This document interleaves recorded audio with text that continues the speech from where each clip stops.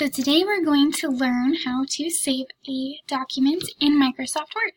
So first what you're going to want to do is launch your Microsoft Word app. So we'll just give it a click there and let it think for a second.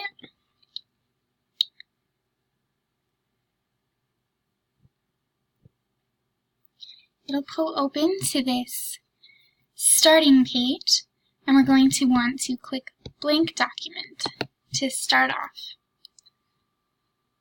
So we'll just type something in here. This is my saved document. Then what you're going to want to do is come over here to File. It's in the top left-hand corner, and you'll click File.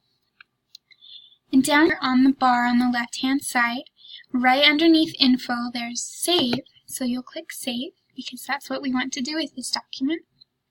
And you'll see here a bunch of places you can save it. It has lots of files that you've previously used, and we can click Browse as well and find all the places on our computer that we can save this document. As you can see here comes up all our files. We'll pick Desktop because I find that that's easiest to find the document later. So we'll pick a file name. We'll call this one Saved Document 1. And you'll come right down here and click Save. And as you can see right up here at the top, in the center, it has the title now, Saved Document 1, and it'll say Saved to this PC. And that's how you know that it's on your computer ready to go.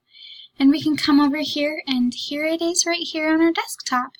So that's how you save a document in Microsoft Word.